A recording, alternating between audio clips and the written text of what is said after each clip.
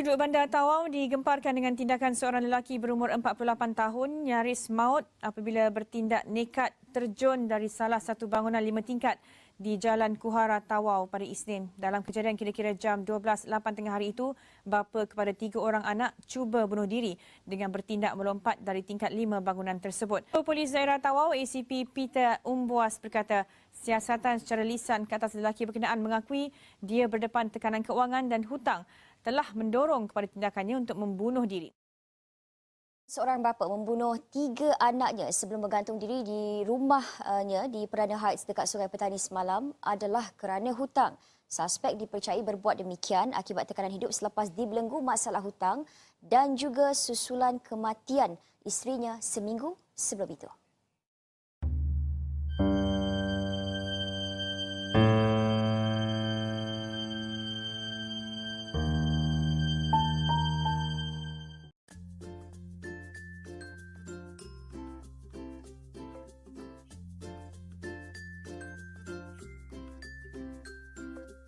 Apa itu hutang?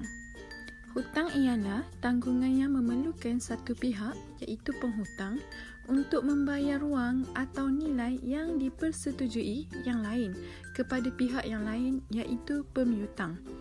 Hutang juga sebagai bayaran tertunda atau siri bayaran yang membezakannya daripada pembelian serta-merta. Punca-punca berlakunya hutang. Yang pertama ialah kehilangan tulang belakang keluarga. Kes seperti ini seringkali kita lihat dan menyebabkan anggota keluarga yang ditinggalkan harus melunaskan hutang seperti hutang kad kredit, peminjaman peribadi yang masih berjalan dan tidak dilindungi oleh insurans kredit. Yang kedua ialah kehilangan pekerjaan. Kehilangan pekerjaan ni menyebabkan para peminjam tidak mampu melunaskan hutang yang masih berjalan sehingga membuatkan mereka menunggak dan dibelenggu hutang.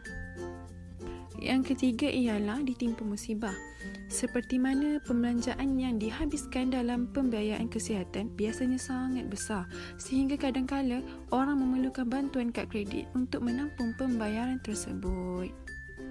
Yang keempat ialah perniagaan yang gagal. Pada umumnya, untuk memulakan sebuah perniagaan, seseorang memerlukan modal yang cukup besar sehingga ada yang menggunakan pinjaman peribadi untuk memulakan perniagaan. Walaupun hal ini merupakan keputusan yang kurang tepat, masih ramai yang menggunakan pinjaman peribadi untuk memulakan perniagaan, bukan untuk mengembangkan perniagaan. Kesan hutang kepada individu. Yang pertama, hutang adalah punca tekanan jangka panjang kerana tidak selalu memikirkan bebanan hutang yang banyak dan belum diselesaikan. Yang kedua, memupuk sikap boros. Dengan adanya hutang, kita selalu berbelanja lebih daripada luar kemampuan kita. Apabila tidak cukup, kita akan berhutang. Yang ketiga, hutang adalah sumber berlakunya jenayah. Dengan berhutang, seseorang akan membuat pelbagai jenayah untuk membayar hutang yang dibebannya. Yang kedua, kepada masyarakat. Yang pertama, hutang menyebabkan sikap berbohong dan memungkiri janji antara satu sama lain kerana seseorang akan bersikap berbohong kepada pengutip hutang untuk mengelak membayar hutang kerana kurang mampu. Yang kedua, menyebabkan masyarakat menjadi berlaku pergaduhan dan bermusuh antara mereka.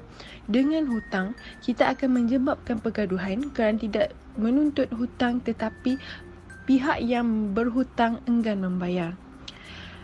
Akhir sekali, kepada negara. Yang pertama, nilai mata wang rendah bila berhutang tinggi. Dengan adanya hutang yang tidak terkawal, pelaburan tidak mahu membeli wang kita menyebabkan nilai mata wang kita jatuh atau rendah. Yang kedua, melambatkan pertumbuhan ekonomi, iaitu hutang yang banyak akan menyebabkan kita mengurangkan pembelanjaan untuk membangunkan negara kerana kita terpaksa membayar hutang yang tinggi. Yang ketiga, menyebabkan sesebuah negara menjadi muflis. Dengan adanya hutang yang tinggi, akan menyebabkan negara itu muflis kerana hutang yang lebih banyak daripada pendapatan negara yang diperolehi setiap tahun. Tips untuk mengelakkan hutang yang pertama, kita mestilah rancang pembelanjaan harian. Merancanglah pembelanjaan harian dengan sebaik-baiknya. Bila kita dapat gaji tu, kita perlu buat bajet yang sewajarnya dan berbelanja mengikut bajet yang ditetapkan. Yang kedua ialah membuat simpanan, iaitu menabung walaupun sedikit. Menyimpanlah secara jenius dan konsisten, kita akan mendapat hasil yang lumayan. Yang ketiga ialah mulakan pelaburan. Jika kita susah untuk menyimpan, boleh kita membuat simpanan paksa dengan pembiayaan ASB ataupun potongan daripada akaun gaji kita ke tabung haji. Melaburlah sekurang-kurangnya 10% daripada pendapatan untuk masa depan kita. Yang keempat ialah berbelanja mengikut kemampuan. Kita perlu berbelanja mengikut pendapatan kita sendiri agar kita tidak terlampau boros dalam membeli sesuatu. Yang kelima ialah tambahkan pendapatan sampingan. Jika pendapatan bulanan kita tidak mencukupi, kita perlu bijak dan mencari kerja sampingan yang lain seperti menjadi ejen ataupun dropship dengan menjual barangan online dan membuat sesuatu yang mendatangkan hasil. Misalnya menjual barangan di pasar malam. Yang keenam ialah utamakan keperluan dan jauhi sifat membazir. Kita perlulah pandai membezakan antara keperluan dan kehendak dalam kehidupan seharian kita. Dan yang terakhir, tanamkan niat yang baik.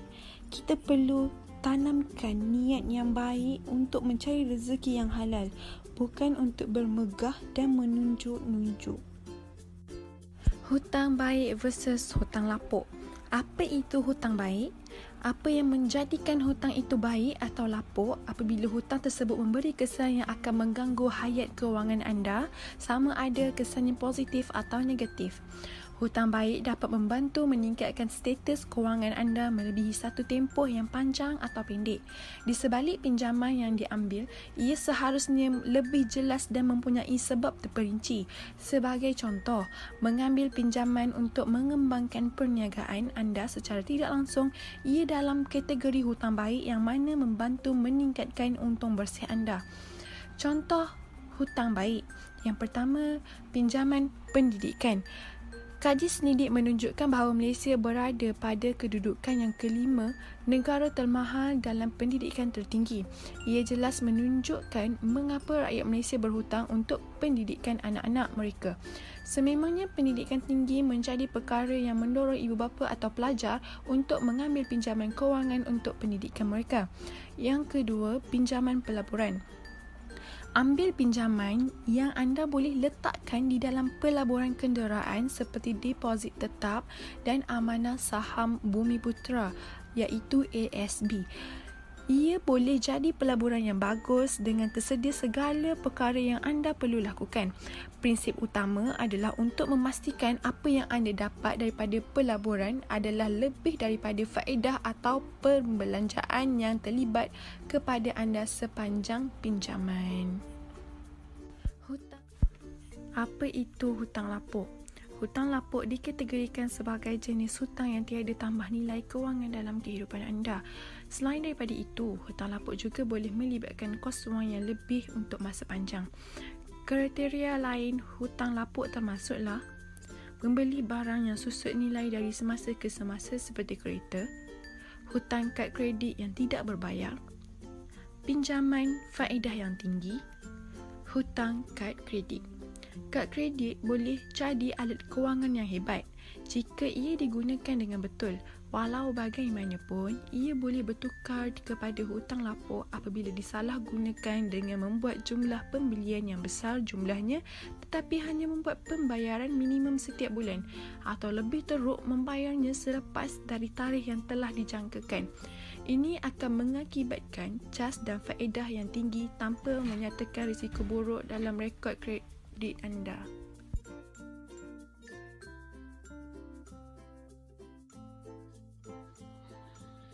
Ini Alia. Dia berumur 25 tahun dan bekerja sebagai pembantu jurutera di sebuah syarikat swasta. Alia mempunyai seorang adik lelaki yang masih bersekolah dan mereka adalah anak yatim piatu. Pendapatan Alia sebagai pembantu jurutera ialah RM2,500 dan itu sudah memadai untuk Alia menjalani hidup bersama adiknya seperti orang biasa. Alia seorang yang berjimat cermat dan seorang yang berfikiran ke masa hadapan. Sehinggalah dia bertemu dan berkawan rapat dengan Aina, iaitu anak seorang usahawan berjaya. Satu hari, ketika Alia menemani Aina membeli belah di pusat membeli belah yang mewah, Alia perasan yang Aina menggunakan kad kredit sebagai medium untuk membayar. Alia tertarik dengan penggunaan kad kredit dan berhasrat untuk memilikinya. Sebulan berlalu, Alia telah menggunakan satu kad kredit dan ingin menambah satu lagi kad kredit kerana bagi Alia tidak mencukupi hanya dengan satu kad kredit. Kerana Alia selalu menggunakan kad kredit untuk membeli barang-barang mewah seperti beg yang berjenama LV dan juga pakaian di butik yang terkenal. Alia juga berhasrat untuk membeli sebuah kereta untuk kegunaannya walaupun dia sudah ada motosikal. Sedangkan Alia tidak mampu untuk membayarnya setiap bulan kerana gaji yang diterimanya hanyalah cukup untuk menampung perbelanjaan harian sahaja. 3 bulan kemudian, Alia mendapati bahawa hutang kad kreditnya melambung dengan tinggi sekali. Dengan itu, Alia membuat pinjaman peribadi di bank untuk membayar hutang kad kredit. Tetapi, lama kelamaan, selepas beberapa tahun keadaan bertambah buruk kerana hutang kad kredit tidak dapat diselesaikan dan hutang di bank juga bertambah kerana faedahnya ibarat gali lubang, tutup lubang. Dan akhirnya dia menghubungi Intan, iaitu rakan baiknya, untuk mendapatkan bantuan kewangan. Tetapi kawannya tidak dapat membantunya. Oleh itu, Intan memberi nasihat dan tips untuk menguruskan hutang. Namun, hutang kad kredit Alia tidak dapat diuruskan olehnya kerana hutangnya terlalu banyak. Menurut Intan, hal ini perlu dirujuk kepada agensi kaunseling dan pengurusan kredit AKPK. Keesokan harinya, Alia pergi ke pejabat AKPK dan menyertai program pengurusan kredit. Dia telah meminta khidmat nasihat dan strategi penstrukturan semula pinjaman. Setelah 10 tahun, hutang Alia sudah selesai dengan bantuan AKPK yang telah berunding dengan pihak bank supaya pinjaman dapat dilangsaikan mengikut kemampuan Alia. Dan setelah itu, kehidupan Alia lebih tenang dan sederhana kerana Alia berbelanja mengikut kemampuan. Pepatah Melayu ada berkata, ukur baju biarlah di badan sendiri. Kesimpulan, Islam merupakan agama yang telah menyediakan hamparan jalan kehidupan yang syumul dengan menganjurkan umatnya bijak menguruskan kehidupan termasuk dalam aspek pengurusan kewangan. Meskipun Islam mengharuskan umatnya berhutang atau membuat pinjaman kewangan, namun tindakan tersebut tidak sewajarnya dijadikan sebagai amalan atau budaya, melainkan dalam keadaan terdesak atau sangat memerlukan. Tabiat gemar berhutang wajar dihindari kerana kesannya mengakibatkan seseorang itu hidup dalam kegusaran, kerisauan dan tertekan sehingga menjejaskan kerukunan institusi kekeluargaan serta merenggangkan hubungan persaudaraan dan persahabatan. Oleh itu, anda haruslah bijak mengurus takbir pendapatan supaya tidak dibelenggu dengan hutang.